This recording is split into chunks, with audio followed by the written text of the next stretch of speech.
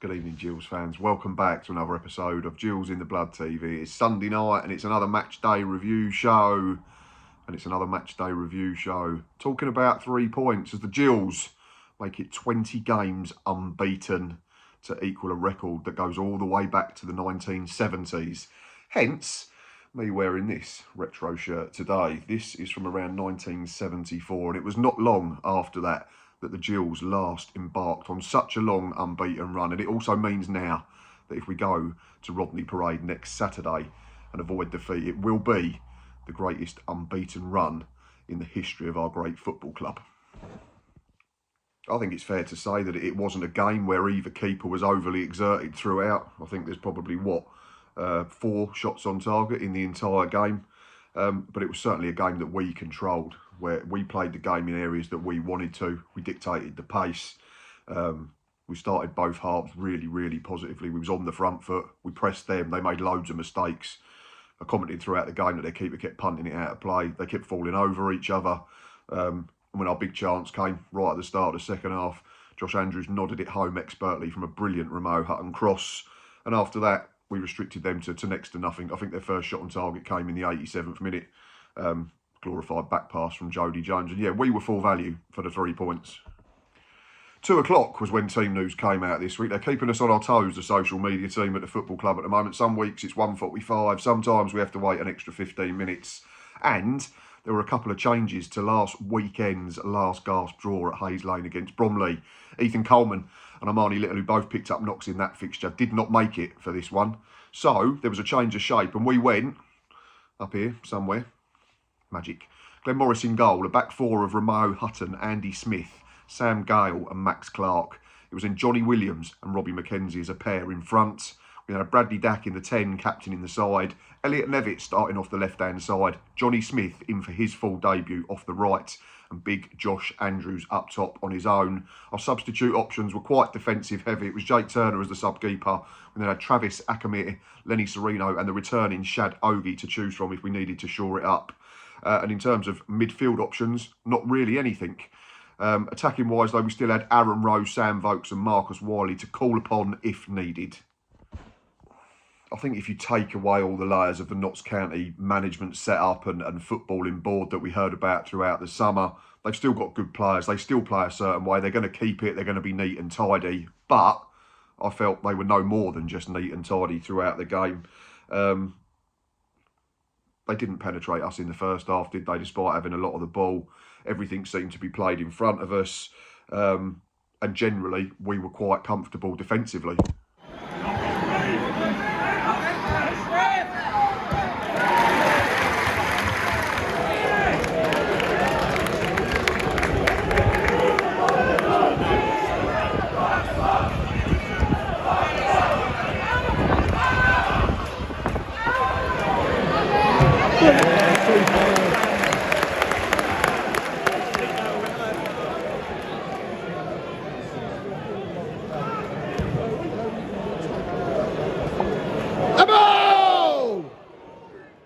At the other end, though, we looked a real threat, didn't we? And it's not often that we sit here and talk about games, certainly against, players of the calibre that Notts County have had over the last couple of years and say that we were out footballing them. We were getting Johnny Smith on the ball, Bradley Dack in the early exchanges. And yeah, I think, we had the better chances in that opening period, didn't we? There was that Johnny Smith cross that nearly crept all the way in. Dacky blast one over. And yeah, we were getting into some good areas.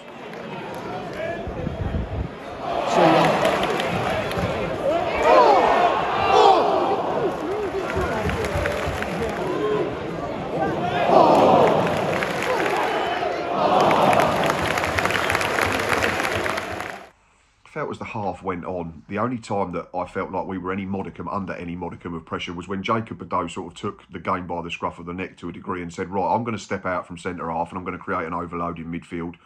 And him doing that meant that that was the only occasion that they got in behind us. And he got the ball to the byline and stood up a really good cross. And Matt Dennis ended up heading it into the Raynham end. It ended up nearer me than Glenn Morris. But that showed you what Notts County can do. They just didn't do it enough from their point of view. Sam Gale then took a leaf out of Badeau's book, didn't he? picked the ball up and drove from centre half, which is braver because we was only playing a back four, so he's not got the security of 2 centre halves. They're all right. He's got the ever versatile Robbie McKenzie who can just drop back in and cover. But yeah, he drove and he drove and he drove, and it looked like he was shooting. It just needed a touch off anyone, and it would have probably diverted into the back of the net. Romeo Hutton then created a really good chance for Josh Andrews, didn't he? Sorry, a half chance, actually, which he headed down into the ground and straight to Keller-Roos. But yeah, it just felt again that whatever Notts County tried, we were doing it and doing it just a little bit better, which was really pleasing to see.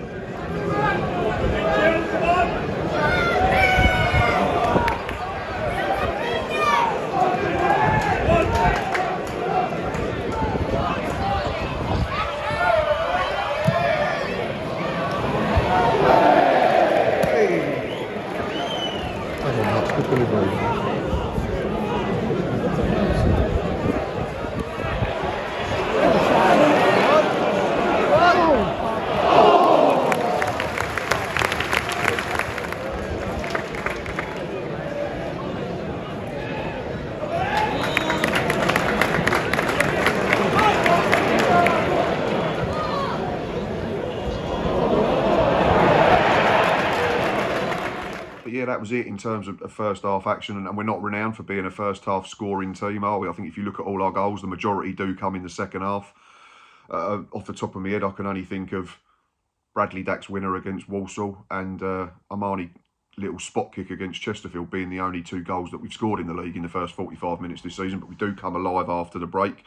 So yeah, the half-time whistle went, it was goalless, and I think if you'd spoke to any Gills fan in the crowd, they'd have probably said, yeah, we've not been under any real defensive pressure. We're shooting towards the Rainham end second half. We've won every game at home.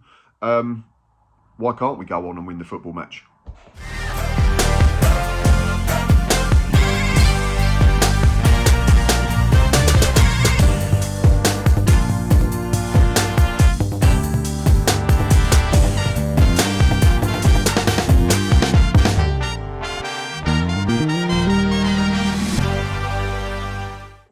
And as we did in the first half, we started the second period really bright, and the only big difference was that we were immediately in front, and we immediately got rewards for a positive and an intentful start to a half. And it's a great ball from Romeo Hutton. Like, that's what we know he can do. That's what we brought him to the football club to do, and he's been getting better and better over recent weeks. I wasn't a fan of Romeo when he first joined. I thought we were getting very little in return for what we'd, reportedly paid.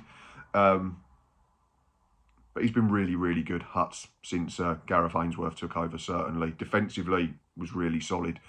But that is the type of delivery that the likes of Josh Andrews and Elliot Nevitt and Sam Vokes should thrive on. Stands it up. Josh Andrews just really clever, gets himself in between the 2 centre halves. Still got a lot to do, though. He's about 10 yards out there. He's an absolutely brilliant header from the big man across Keller-Roos into the bottom corner. Rainham end erupts. We lead 1-0. Let's have a look. Oh. Yes!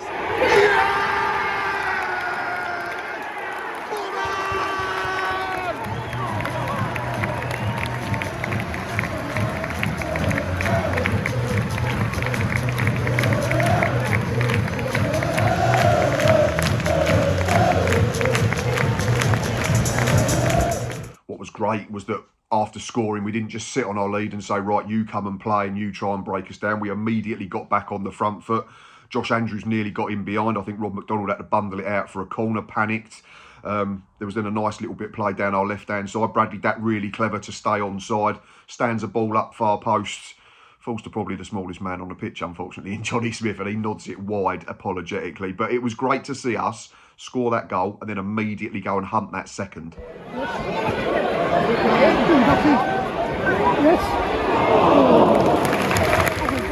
Short while after that, unfortunately, there was a fairly lengthy delay for what looked like a pretty serious injury to the Magpies' right wing back, Kellen Goulden. So first of all, best wishes to Kellen Goulden, and hopefully it's a swift recovery and it wasn't as bad as it looked at the time. But early prognosis didn't look clever, did it? He barely moved and he was punching the ground quite angrily in some sort of frustration.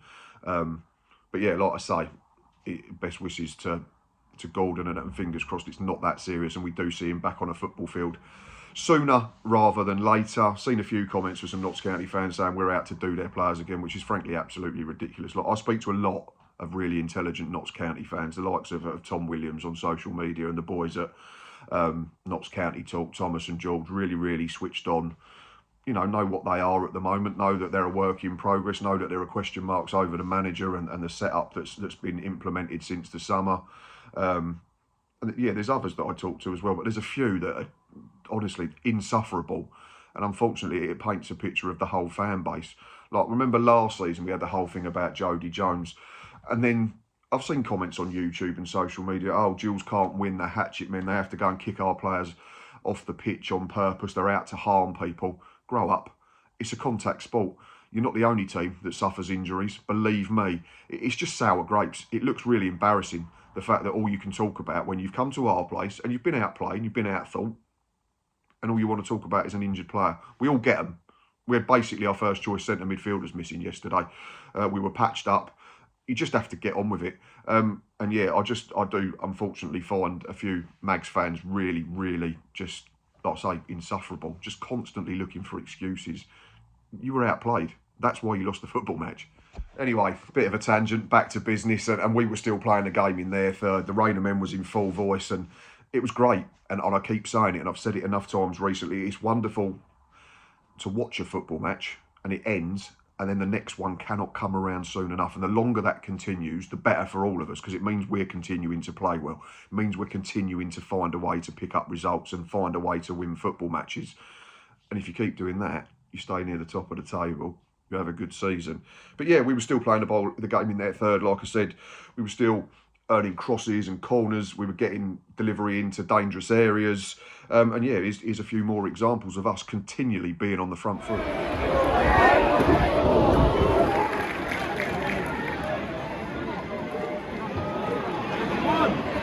There's your yard. Ooh, there's your yard.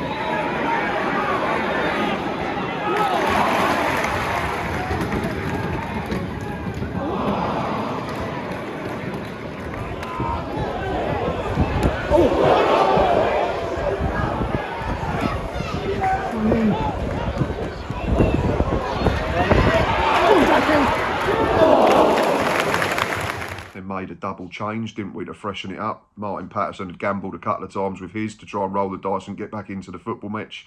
Jody Jones had been introduced, which is ironic because I thought we'd killed him last September. I'm joking, before you pile on to me, Notts County fans. But yeah, we made a double change, didn't we? Josh Andrews was taken off. Absolutely brilliant for 70 minutes again. Johnny Smith was the other. He got himself through the same period, which was great on his first start for us, and we replaced them with Big Sam Vokes. He come on up front, and Aaron Rowe. So it was essentially two straight swaps. No change to the system. Yeah, I just thought we were really comfortable. Like, their changes didn't have an impact. Anything that came into our box, we repelled it fairly routinely. We headed it clear. We blocked anything at source in terms of shots from the edge of the box or anything like that. And yeah, here's some more examples of us just being really robust and really solid at the back.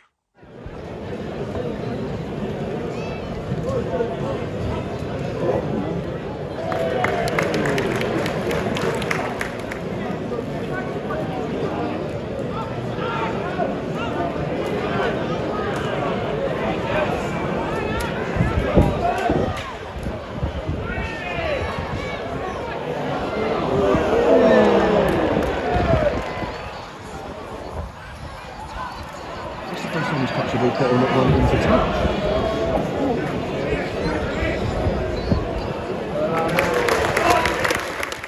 They made another change. 90th minute, Bradley Datt comes off, but Marcus Wiley's still got to play 10 minutes because of the nature of that unfortunate injury to Gordon meant that there was plenty of injury time. But you're probably sitting there as a fan of us and thinking, right, well, Notts County are going to throw the kitchen sink at us. Not a bit of it. They were still messing about on the edge of their own box. Keller Roos was still taking too many touches. He was still booting it into the Medway stand. Was it their centre-half, Sonny Al-Joffrey, the lad on loan, I think, from Manchester United? He fell over his own feet. Rob McDonald looked like an accident waiting to happen. I think the only one who showed a modicum of composure in that back line was Jacob Bedeau, but he couldn't do it all on his own. And when you've got three others that are showing none of that at all, you can understand why we were fairly comfortable. It was almost comical at times. They brought Barry Cotter on. I think he spent 10 minutes just running the ball out of play over the touchline. Seen a few comments from county fans about him and Ali Offrey, and they're saying send them back. I'm not sure that's the whole fan base saying that, but it shows the frustration amongst them at the moment and what they're seeing. And this was off of the back of a 4-game unbeaten run. And it was us that were creating the better chances, wasn't it? Romeo Hutton launched a long throw into the box. Sam Vokes gave himself a yard header. If it's nearer the corner, it has a chance, but it's straight at Roos, and he managed to actually gather that one cleanly. And then really late on, we break on the counter-attack, and Marcus Wiley does the right thing, gets his head up, plays in Aaron Rowe. Unfortunately, Rowe has a horrible, horrible first touch. And I think it was Bedeau or McDonald was able to get across on the cover and actually make a good tackle. But yeah, that Alamo type situation never came. Jody Jones rolled one to Glenn Morris, I think, in the 88th minute. That was about it. Shortly after, the full-time whistle went. But yeah, here's them clips of us nearly, when we could have and perhaps should have, turned 1 into 2-0. Oh, yes.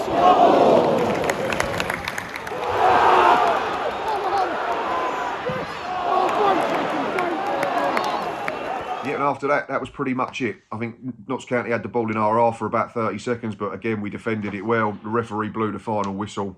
It'd have been a travesty if we'd not won that football match for me. I thought we were so much better than Notts County in every single facet of the game. Defensively, we were composed. We didn't let them play the game in behind us. Everything was in front of us. They were panicked and caused their own problems, kept making the same mistakes. We had the better chances. I thought our substitutes had a better impact than theirs. They just look a team that's a little bit lost at the moment. And I remember speaking to Thomas on the preview and he said, yeah, results have improved, but we still look fragile defensively. Absolutely spot on. There's still plenty of question marks over the team and the balance of the squad and the manager. Tick again.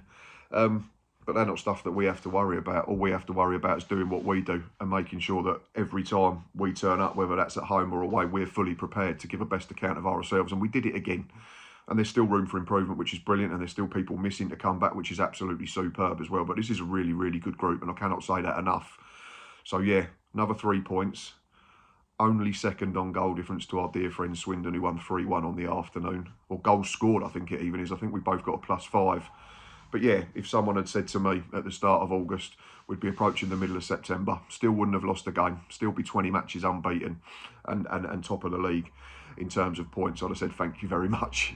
Right, time for the negative, singular, and positives. The only thing I've written down as a downside to the game was we only scored 1. And I'm not sitting here and saying that, you know, we deserve to beat them 3 and 4 because we've completely outplayed them and Keller Roos has made save after save and we've had this off the line and that type of thing. But I just thought our performance was absolutely spot on. Tactically, we were great. Those that came into the side had a positive impact. Dacky was superb as captain. We've restricted them to 1 shot on target. Glenn Morris hasn't had to make a serious save. And at the other end, we've had the better opportunities, haven't we? You know, the goal's a really good one. Josh Andrews has had a couple of headers first half. Sam Vokes second half. The breakaway at the end we should do better with. So it was us getting in the right areas all the time. So yeah, that's it. That's the only negative. In terms of positives, there's loads. You know, first shot on target against us came in the 87th minute and that was a glorified back pass. We were never, ever troubled by that Notts County team. It's testament to us that at times I forgot Matthew Dennis and Alassana Jatta were on the pitch. Like, Matthew Dennis was coming into this game as player of the month in League Two. 5 goals and an assist in 6 games in August. I think he had 1 half chance, got booked for kicking the ball away. They were just the very opposite of what we did. Jatta looked like a player that hadn't played for a while. And I think he's only just come back from that ban, hasn't he? And that showed. But that's credit to us. Patched up, no drop in quality. No Armani Little, no Ethan Coleman have been absolutely superb as a pair in recent weeks. They didn't play. Johnny Williams dropped in. Robbie McKenzie went back into centre midfield. Levels absolutely the same. Dacky quality on his return to the starting 11. He got through 90 minutes, which is brilliant as well. That'd do him good. Back-to-back goals for Josh Andrews. I can't remember if I mentioned it on a show, but I've certainly said it in the ground. I was never a fan of Stephen Clements. and I heavily criticised the signing of Josh Andrews when it happened, but with the benefit of hindsight, we keep him fit. Signing Josh Andrews might have taken a while, but it might actually be eventually the best thing that Stephen Clements did for the Gills while he was here. And yeah, game management, absolutely superb, and here's just a few examples of that. Spot on.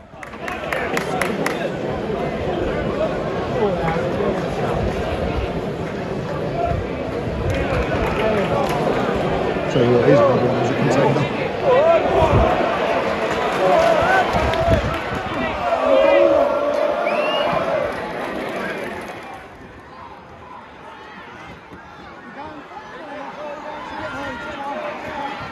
Some of his votes was here, wasn't he?